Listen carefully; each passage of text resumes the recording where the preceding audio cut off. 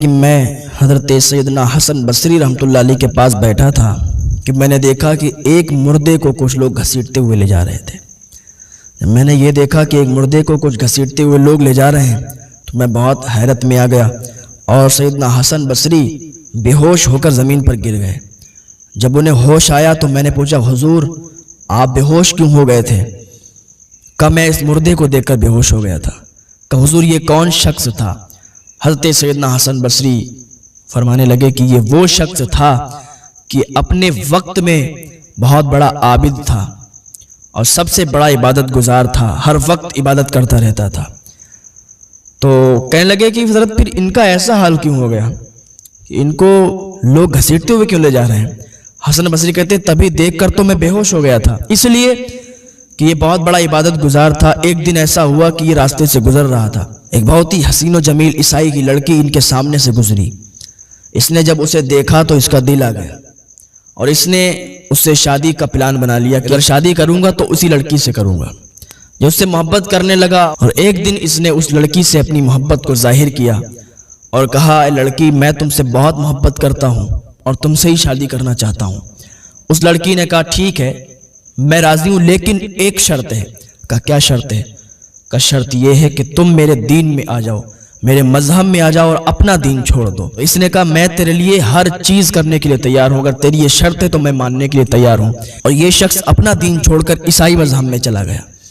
جب عیسائی مذہب میں چلا گیا، جیسے ہی اس نے اپنا دین چھوڑا تو اس لڑکی نے کہا، اے شخص تیرے اندر تو کوئی خاص بات نہیں ہے، تو نے اپنا ہی دین چھوڑ دیا، جس کے لیے تو نے پوری زندگی نماز ادا کی، جس کے لیے تو نے پوری زندگی عبادت کی، اور تو نے اسی دین کو چھوڑ دیا، تیرے اندر کوئی خاص بات نہیں، تو عیسائی مذہب میں آ گیا ہے۔ لیکن سن، میں اب اسلام قبول کرتی ہوں، میں اب دین محمدی میں جاتی ہوں۔ اس نے کہا یہ کیا بات ہوئی، میں تمہارے دین میں، تم نے اپنا دین ہی چھوڑ دیا؟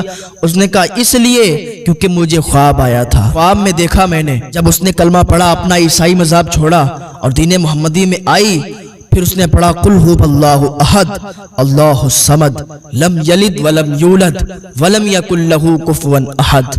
اتنا پڑھا تو لوگ حیران ہو گئے۔ جب اتنا اس نے تیز آواز میں پڑھا تو لوگوں کا ہجوم لگ گیا، لوگ آ گئے۔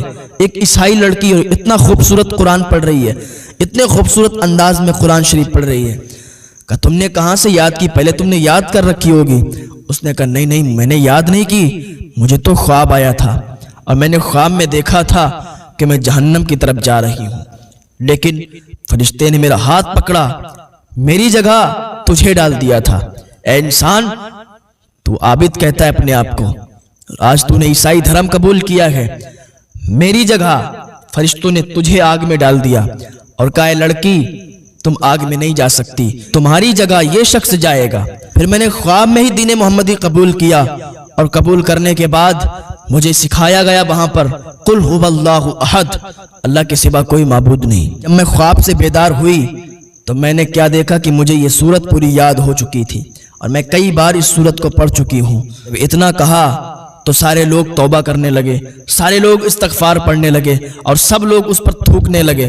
جو شخص عیسائی مذہب میں گیا تھا کہ بتاؤ ایک لڑکی کی خاطر اس نے اپنا دین چھوڑ دیا، اپنا مذہب چھوڑ دیا، وہ لڑکی اب ایمان سے سرفراز ہو گئی تھی، دین محمدی میں آ گئی تھی۔ کہتی تھی میں نے دیکھ لیا، فرشتوں نے مجھے بتا دیا تھا کہ جہنم میں تم نہیں جاؤ گی بلکہ وہ شخص جائے گا، اور میں نے جاتے ہوئے تجھے دیکھا، اب تو جہنم میں جا۔ وہ شخص جہنمی ہو گیا۔ اللہ کب کسے بدل دے کچھ پتا نہیں۔